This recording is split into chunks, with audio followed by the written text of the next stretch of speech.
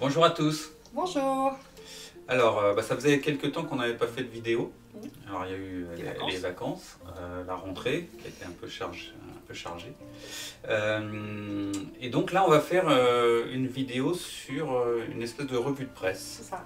On va parler de différents articles qu'on a pu voir sur Internet pendant le mois d'août.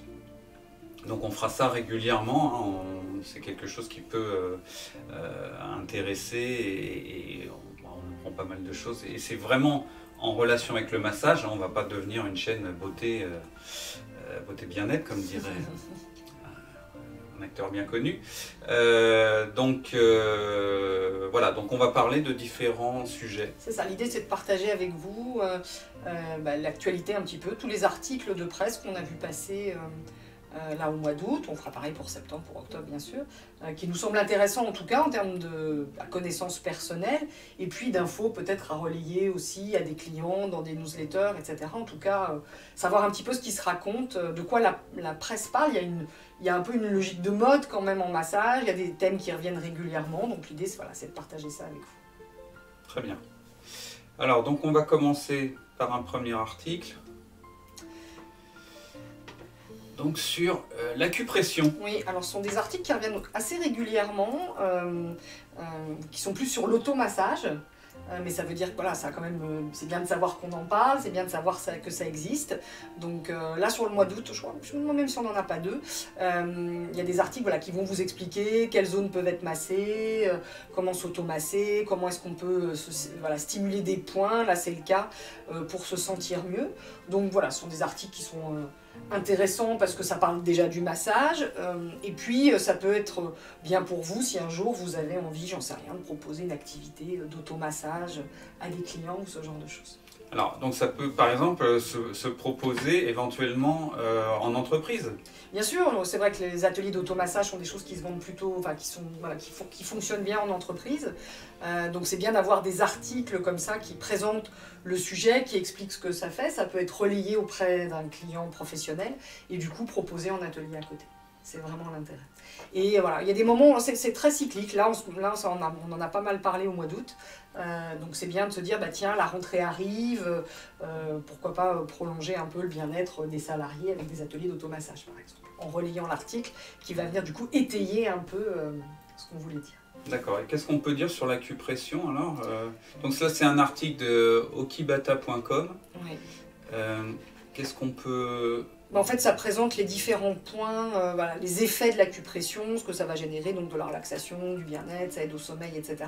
Donc ça va d'une part expliquer à quoi ça sert. Après, c'est des articles de presse toujours assez courts, hein, c'est pas, c'est pas des choses qui expliquent. C'est vraiment, moi je trouve que c'est vraiment un outil intéressant à relayer en disant tiens, la presse en parle, bah du coup moi je propose ça à côté, en faire, même en échanger lien, en fait. entre plusieurs professionnels pour voir s'il y a quelque chose à faire. Donc généralement ça explique le principe, ça en donne les bienfaits, puis ça donne 2-3 petits points qu'on peut venir travailler pour se sentir. D'accord. Alors l'article suivant, donc Zen. Oui, donc là on est dans Elle, carrément dans la rubrique Zen, donc c'est vrai que ça c'est pas mal lu quand même par les clients. Donc c'est intéressant parce qu'on sait que nos clientes, on va être sur des thèmes, notamment sur le minceur, c'est quand même une offre plus féminine derrière. Et puis du coup ça... Donc là, palpé roulé qui est un geste spécifique du massage minceur. Exactement. Qui est plutôt, on l'a déjà dit, je pense, peut-être dans certaines vidéos, assez recherché maintenant par les clientes, le palpé roulé manuel, parce qu'il est assez efficace. Et donc là, elle vient confirmer l'efficacité du palpé roulé et en même temps donner quelques astuces pour que ça optimise les effets. Donc ça, c'est un article qui peut être très intéressant à relayer pour améliorer son propre massage minceur. C'est ça. Et puis, tout à fait, et en même temps aussi pour dire aux clientes, bah tiens, vous envisagiez peut-être d'aller vers le massage minceur, vous avez de la cellulite, etc. Voilà un article aussi qui vous en parle. C'est toujours très intéressant de coller en fait à la presse dans la communication avec ses clients parce que ça rassure aussi. Elle, c'est quand même un média assez connu, hein, on n'est pas sur quelque chose que les gens ne connaissent pas. Donc si elle le dit, entre guillemets, ça met plutôt les gens en confiance et de pouvoir du coup rebondir par rapport à son activité, c'est toujours assez intéressant. Très bien. L'article suivant. Le Cobido, ah là là là là là là. Alors il revient assez régulièrement celui-là de Cobido. Hein. On le retrouve très souvent dans la presse. Ce massage du visage anti-âge, très efficace. Là, on est chez Top Santé, donc. Voilà, donc Top Santé, pareil, plutôt pas mal lu aussi. Le Cobido, on va le retrouver, je pense, assez régulièrement au fil des mois, parce qu'il est à la mode en ce moment. Il a une particularité, c'est qu'il est, on va dire, déposé, c'est-à-dire que le terme Cobido, aujourd'hui, a été déposé, entre guillemets, par Monsieur Cobido. Donc c'est un massage, voilà, il faut faire attention, on peut vous proposer... Moi, ça m'est déjà arrivé. Formation Cobido, oui, c'est pas... même un massage Cobido, c'est-à-dire que moi j'ai déjà été dans un spa qui proposait le Cobido, j'avais vraiment envie de l'essayer parce que je n'ai jamais reçu vraiment ce Cobido. Et en fait, c'était pas du tout le Cobido, donc à la fin j'ai discuté avec la dame en disant mais je comprends pas, moi j'ai un massage du visage anti-âge, c'était vraiment exactement pratiquement la même chose que le massage qu'on propose nous. Et du coup, la dame m'a dit ah bah oui, effectivement, non, c'est pas le Cobido tel qu'on l'apprend, mais c'est un massage. Oui, c'est une marque déposée. Le Cobido, voilà, c'est le nom de la personne qui a créé ce massage. Avec une technique. Il y a des formations au Japon, hein, ouais, c'est ça. Avec une formation très spécifique au Japon. Ultra spécifique, c'est-à-dire que c'est vraiment des gestes très particuliers qui ne sont pas des gestes qu'on va retrouver voilà, à côté. Après, il faut être très réaliste. Un massage du visage, à partir du moment où il va drainer, faire circuler, etc., il aura de toute façon un effet anti-âge. Donc moi, je trouve intéressant, même si on ne maîtrise pas le Cobido, de pouvoir relayer l'info en disant tiens, le Cobido est à nouveau à l'honneur. Ben, moi j'ai aussi un massage du visage anti-âge, n'hésitez pas par exemple à prendre rendez-vous parce que en expliquant comment ça marche, en expliquant comment un massage il va venir travailler voilà, sur la beauté du regard, sur les rides, sur plein de choses, ben, du coup ça peut donner aussi envie voilà, aux gens de venir se faire masser. Et puis pour ceux qui font pas bien la différence entre les deux, ben, ça permet de connaître les spécificités de ce massage-là. Voire donner envie de se former au Cobido. Voire donner envie de se former au Cobido. Il n'y a pas beaucoup d'endroits qui apprend le vrai, mais donc il faut bien se renseigner avant de le faire. Mais en tout cas, c'est intéressant de pouvoir voilà, rebondir et relayer. Et puis surtout, dans votre communication, de faire attention. On n'utilise pas Cobido comme ça. Si votre massage du visage, c'est pas le Cobido déposé que vous avez appris, normalement, vous n'avez plus le droit de l'utiliser. Très bien. Donc la réflexologie. Oui, là, on a 2 articles. Alors, on a une vidéo qui marche très bien, là. Sur le tuto réflexologie. Oui, c'est marrant sur le... Oui, donc on est ravis, merci à tous ceux qui sont venus regarder cette vidéo. Donc là on a 2 articles. Et n'hésitez pas, pardon je te coupe, n'hésitez pas si vous ne l'avez pas vue d'aller la voir. Donc c'est vrai que là on a 2 articles qui nous parlent de la réflexologie, on verra, on en a un deuxième derrière, donc pareil, ça revient, ça repart. Rappelez-vous qu'il y a 2 sortes de réflexologie plantaire, il y a la réflexologie plantaire chinoise, on est plus là je pense sur l'article dans celle-ci, qui est une réflexologie thérapeutique, où on va venir derrière analyser le symptôme, donc le client va nous dire qu'il a un souci de santé et on va venir travailler pour limiter les effets du symptôme, etc., etc. Donc une technique assez intéressante. C'est vrai que nous en massage bien-être, on va être sur la réflexologie plantaire taille, qui est un massage relaxant, donc vraiment voilà, une pratique qui n'a rien à voir avec cette réflexologie plantaire chinoise. Qui n'est pas de la thérapie, qui n'est pas thérapeutique, à la chinoise. Voilà. Mais qui par contre a des gros effets énergétiques, qui vient harmoniser les différents points du pied, donc qui est aussi très intéressante en termes de pratique, et donc il est tout à fait possible de rebondir sur un article comme ça en disant il y a la chinoise, mais il y a aussi la taille. La chinoise c'est long, hein, c'est plusieurs rendez-vous, le praticien va faire une première fois, une deuxième fois, c'est voilà, on traite vraiment un symptôme. Ça peut être intéressant de parler de cette pratique en disant il y a aussi celle qui détend, qui harmonise, et je trouve qui fait du bien. D'où l'intérêt, donc là c'était midi libre, et je crois que juste après on est à nouveau aussi, si tu veux le mettre sur l'article d'après, c'est à nouveau on revient à nouveau sur la réflexologie. Sachant que la réflexologie taille, donc il y a un massage du pied, hein, ça monte un peu jusqu'au genou, pareil c'est un massage qui se vend bien en entreprise. Alors je vais repréciser ce que c'est quand nous on dit des massages qui se vendent bien en entreprise. C'est des massages, par exemple vous avez une société qui, en général c'est les ressources humaines ou les CE qui vous contactent pour organiser un atelier de massage pour leurs salariés. Donc le massage assis et la réflexologie plantaire taille sont des massages qui se vendent assez bien parce que le massage assis c'est un massage habillé. Donc les gens n'ont pas besoin de se déshabiller sur leur lieu de travail, surtout qu'après, si c'est un massage à l'huile sur table par exemple, il faut une douche, faut des installations. Et la réflexo c'est pareil, oui. Taille, La réflexotaille, c'est pareil parce que bah, c'est juste, on enlève sa chaussette, sa chaussure, sa chaussette, et puis c'est un massage du pied, donc ça peut très bien se faire dans le cadre d'ateliers bien-être en entreprise. Et puis c'est des protocoles qui se travaillent de manière courte. Massage assis 15 minutes, court, oui, de manière courte. Ah oui. C'était la manière qui était courte. Pardon, voilà. Pardon, c'est autant pour moi. Donc, autant, voilà, le massage assis, de toute façon, il fait 15 minutes, mais la réflexologie, ça peut se travailler aussi en 15 minutes, 7 minutes sur chaque pied. Donc, c'est assez facile de le proposer en entreprise, comme l'automassage dont on a parlé tout à l'heure, qui est aussi, voilà, qui sont des techniques. Et c'est toujours intéressant de pouvoir relayer auprès d'un client qui ne connaît pas. On va expliquer, mais pouvoir dire, non, tiens, justement, la presse en parle, c'est un peu d'actualité. Je trouve que c'est toujours sympa de pouvoir rebondir un peu là-dessus. Non, puis ça permet aussi de se tenir informé sur les différents types de massage et sur les évolutions éventuelles de telle ou telle technique. C'est ça. Là, on continue, on est sur à nouveau le regard, à nouveau le massage du visage avec le fameux roller.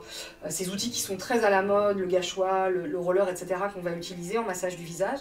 Celui-là, il m'a intéressé parce que je me dis que justement, moi, je trouve que c'est bien pour, si vous proposez le massage du visage, de pouvoir rebondir en disant, moi, justement, j'utilise ces outils, parce qu'on peut les utiliser nous quand on masse. Du coup, à quoi ça ressemble ce roller? C'est les petits rouleaux, je ne sais pas si on le voit en photo, peut-être même pas, descend, encore, ils en vendent même pas à la fin, des fois ils sont malins, ils mettent un arc. Non, même pas. Bon. C'est un petit, c'est une pierre avec qui va rouler en fait pour venir masser. Donc c'est vrai que soit vous l'utilisez dans le massage, donc je sais qu'en massage du visage, dans les gestes supplémentaires, on voit comment travailler avec ces différents outils. Soit ça peut même être de la vente complémentaire en fait, c'est-à-dire que vous pouvez acheter ces rollers et les proposer à vos clients en complément par exemple d'un massage. Je sais que moi c'est souvent un sujet que j'évoque, mais je trouve que c'est bien d'avoir des produits qu'on puisse proposer à ses clients en plus du massage, parce qu'on va continuer les effets, comme les ventouses en massage minceur, comme le roller ici. Et là, voilà, en rebondissant avec cet article, c'était intéressant. D'accord. Ensuite, Cosmopolitan. On a Cosmo, et puis l'Ayurveda. Voilà, et puis juste derrière Avantage. Donc 2 magazines qui sont beaucoup lus aussi, qui sont très connus, qui faisaient un focus sur l'Ayurveda, cette médecine traditionnelle indienne. Et automatiquement, dès qu'on parle de l'Ayurveda, on parle massage indien, massage ayurvédique, parce qu'il fait partie des soins de cette médecine en fait. Donc si vous maîtrisez le massage indien, si c'est quelque chose que vous savez faire, c'est très intéressant, déjà d'une part en termes de connaissances perso, c'est ce qu'on avait dit, parce que l'Ayurveda c'est un peu technique, c'est un peu compliqué, donc c'est bien, voilà, ça permet de vulgariser, c'est ça, le sujet, et de savoir un peu de quoi on parle, et puis de rebondir éventuellement en disant voilà, tiens, l'Ayurveda est à l'honneur, ça tombe bien, moi aussi je pratique le massage indien et je vous propose qu'on se retrouve voilà, pour cette pratique. Donc on a Cosmopolitan et juste après, juste Avantage. Oui, juste pour info, l'Ayurveda, le massage indien est dit massage ayurvédique.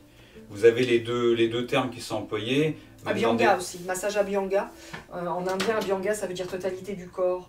Donc c'est les 3 qu'on trouve, je crois. Abhyanga, ayurvédique et indien. Donc si vous voulez vous former à un massage et que vous voyez l'un de ces 3 termes, en général c'est le même. C'est l'indien ayurvédique ou Abhyanga, c'est les mêmes.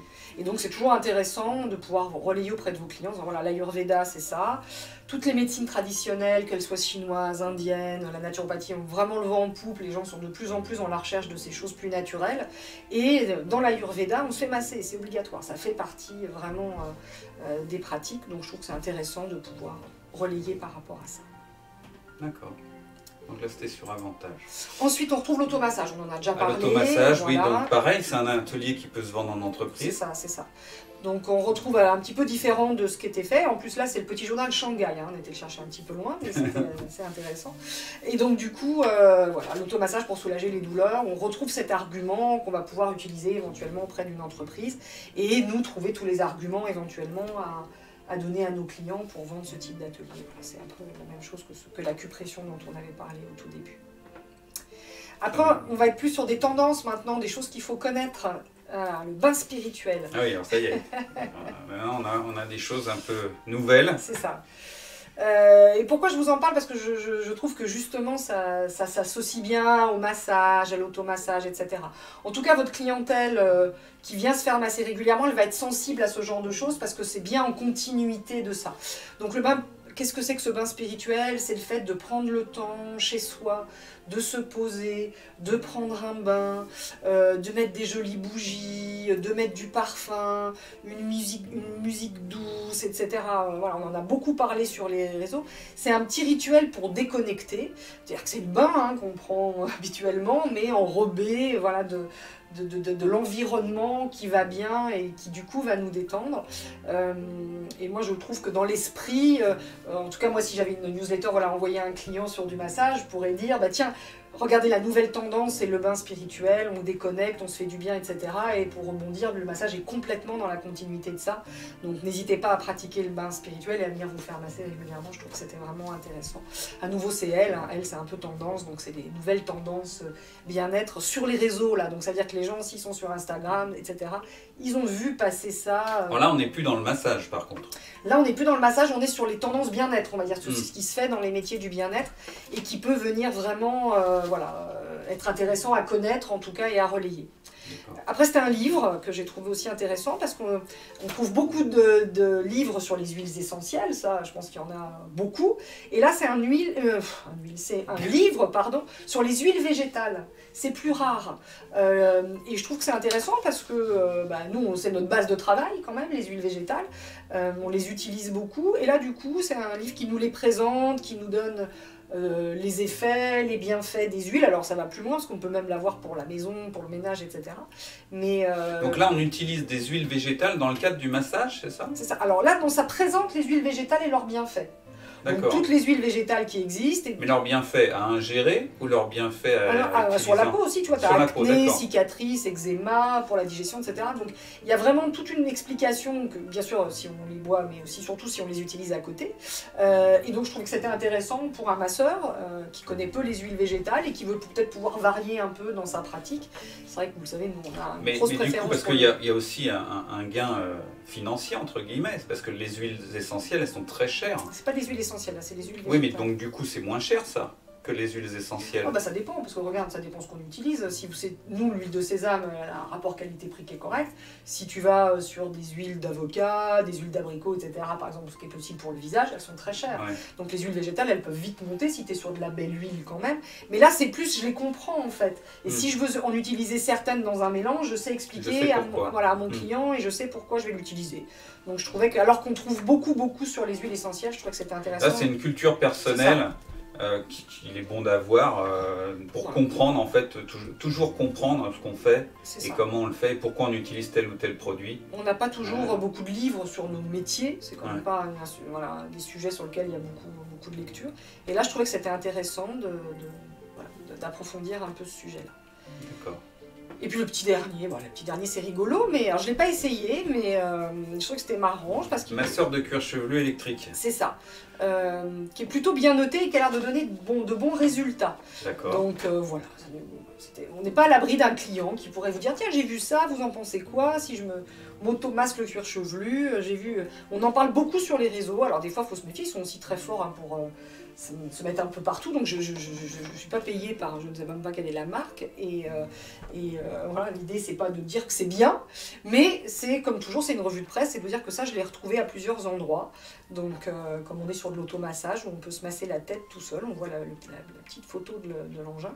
Apparemment les gens sont plutôt assez satisfaits, ils disent que vraiment ça détend, ça soulage les maux de tête, etc. Donc je trouve que pour un masseur, c'est bien de connaître qu'il existe aussi comme ça des outils. Après, il faut tester pour savoir ce que c'est. Oui, après... Je ne l'ai pas testé, Pascal non plus, voilà, on ne peut pas vous dire que c'est un bon ou un mauvais outil, mais dans la presse on parlait pas mal au moins tout. Ouais, l'idée de ces revues de presse, c'est vraiment pas, on est sponsorisé par aucun de ces sites, c'est simplement aussi vous montrer que c'est bien d'être curieux. Souvent, quand on exerce le massage, on s'arrête un peu à des choses un peu basiques. On apprend son massage, on fait son massage, on apprend un peu à savoir pourquoi on fait ce massage, mais on s'arrête là. Alors qu'en fait, surtout au niveau du bien-être, hein, je pense que vous lisez des articles régulièrement, il y en a des tonnes, chaque mois, chaque jour, mais c'est bien d'avoir un focus sur le massage et sur les articles qui ont trait au massage et à toutes les nouveautés, les tendances. C'est important aussi quand vous avez un client qui vous pose une question sur quelque chose qu'il a lu, que vous soyez un peu informé et que vous sachiez lui répondre. Ça prouve votre intérêt pour ce métier et votre professionnalisme. Et puis on dit souvent, enfin, on est toujours dans cette logique de se dire qu'il faut gagner sa vie, qu'il faut faire revenir le client. Pour faire revenir le client, il faut communiquer avec lui, il faut lui donner envie. Et ça, c'est une manière de le faire en partageant des informations avec lui pour pouvoir ensuite lui donner envie de prendre peut-être un rendez-vous par rapport à la technique qui est mise en œuvre. Très bien. Voilà. Voilà pour cette première vidéo revue de presse. Alors il y en aura d'autres. N'hésitez pas à nous mettre en commentaire si c'est quelque chose qui vous plaît, si ça vous est utile, si ça vous a ouvert un peu l'esprit et donné envie d'aller voir d'autres articles sur le massage et sur les techniques de massage. Si vous avez des idées même de thèmes que vous voudriez qu'on aborde dans ce type de vidéo ou d'articles que vous avez vus, n'hésitez pas à nous le mentionner. Alors peut-être pas mettre les liens des articles, mais éventuellement à évoquer le sujet que vous avez vu. Et puis on sera ravis de faire d'autres vidéos de ce type. Ouais. Ok, bah écoutez, voilà, avec plaisir pour vos retours, parce que comme c'est une nouveauté, c'est vrai que ça nous fait plaisir de savoir si ça vous plaît et si vous avez envie... Mettez un petit pouce si ça vous a plu si et un commentaire si vous avez une remarque, un conseil à nous donner. Envie qu'on fasse ça régulièrement. Et puis bah, nous, on vous dit à bientôt pour des nouvelles infos sur le massage bien-être. Au revoir. Au revoir.